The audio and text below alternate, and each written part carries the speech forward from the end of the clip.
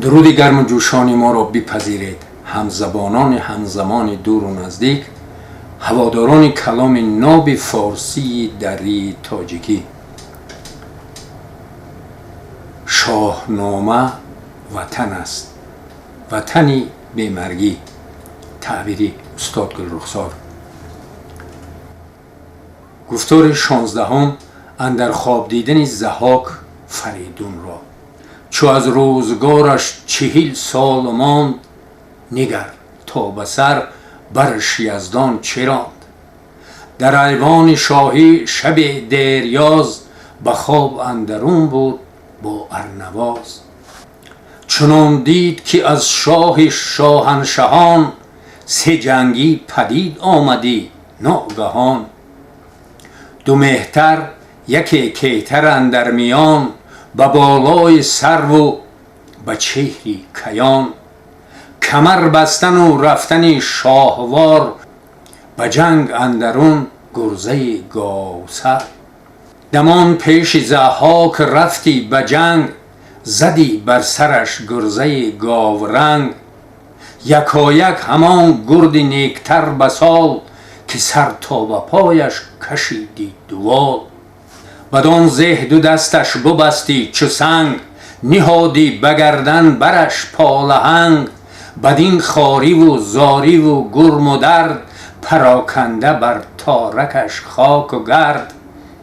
همی تاختی تا دوامند کوه، کشان و دوان از پس انده گروه. بپیچید ضحاک بیدادگر، بدریدش از بیم گفتی جگر. یکی بانگ برزد به خواب اندرون، که لرزان شد آن خانه 100 ستون. بجستند خورشید و رویان ز جای، از آن غلغل نامور کدخدای. چنین گفت ضحاک را ارنواز، که شاها چی بودت بگویی به راز. با آرام و خفته تو در خان خویش، چی دیدی بگوی چه آمد پیش. جهان سراسر به فرمان توست، دد و دیو و مردم نگهبان توست. زمین 7 کشور به شاهی تو راست، سری ماه تا پشت ماهی تو راست. چی بودی که از آن سان بجستی ز جای، به ما بازگوی ای جهان کدخدای. به خورشید رویان سپهدار گفت، که این خواب را باز باید نهفت. گر ایدون که این داستان بشنوید، شود تان دل از جان من ناامید. به شاخ گرانمایه گفت ارنواز، که بر ما بباید گشادنت راز.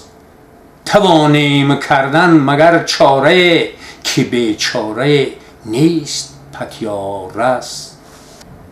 برآورد پس او نهان از نهفت، همه خواب یک یک بدیشان بگفت.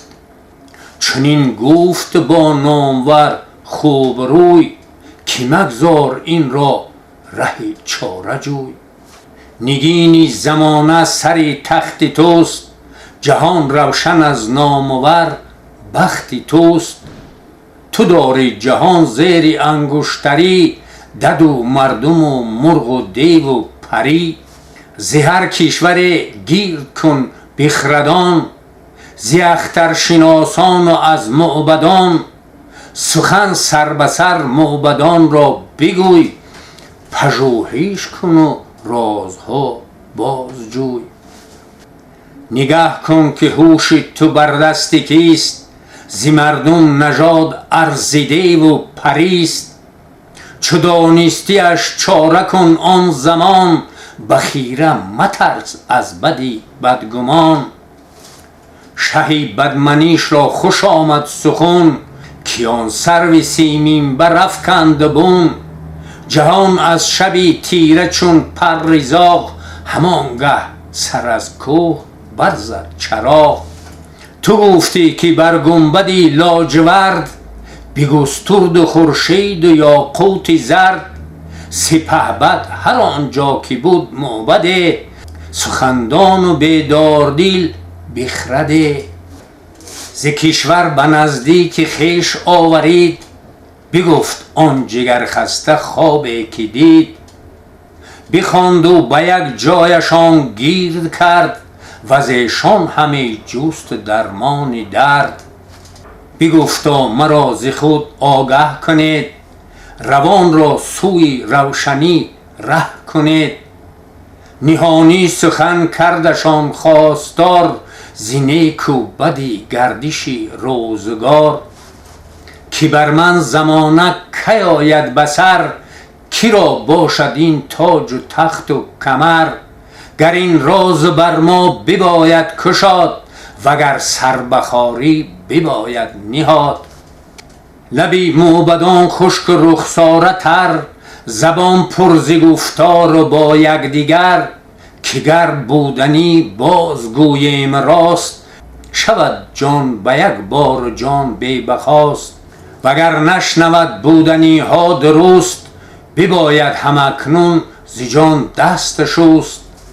3 روز اندران کار شد روزگار، سخن کس نیارست کرد آشکار.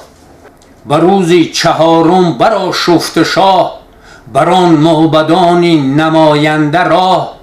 که گر زنده تان دار باید بسود، وگر بودنی ها بباید نمود.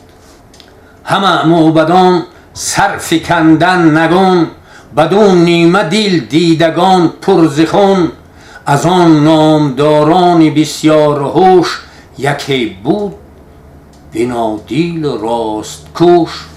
خردمند و بیدار و زیرک به نام، از آن موبدان او زدی پیش گام. دلش تنگ تر گشت و بی باک شد، گشاده زبان پیش ضحاک شد. بدو گفت پردخته کن سر ز باد، که جز مرگ را کس ز مادر نزاد. جهاندار و پیش از تو بسیار بود، که تختی مهی را سزاوار بود.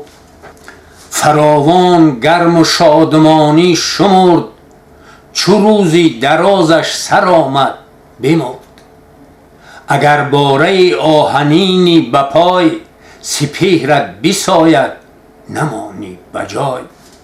کسی را بود زین سپس تخت تو، به خاک اندر آرد سری بخت تو. کجا نام او آفریدون بود، زمین را سپیری همایون بود. هنوز آن سپهبد ز مادر نزاد، نیامد گهی ترسش و سرد باد. چو او زاید از مادری پرهنر، بسان درخت بود بارور. به مردی رسد برکشد سر به ماه، کمر جوید و تاج و تخت و کلاه. به بالا شود چون یکی سروی برز، به گردن برآرد ز پولاد گرز. زند بر سرت گرزه گاو روی، به بندت در آرد ز ایوان به کوی. با او گفت ضحاک ناپاک دین، چرا بنددم چیست با منش کین. دلاور بدو گفت گر بخردی، کسی بی بهانه نجوید بدی. برآید به دست تو هوش پدرش، وزان درد گردد پر از کینه سرش. یکی گاو بر مایه خواهد بدن، جهانجوی را دایه خواهد بدن. تبه گردد آن هم به دست تو بر، بدین کین کشد گرزه گاو سر. چو ضحاک بشنید بگشاد گوش، ز تخت اندر افتاد زو رفت هوش. گرانمایه از پیش تختی بلند، بتابید رویش ز بیم گزند. چو آمد دلی تاجور باز جای، به تختی کیان اندر آورد پای.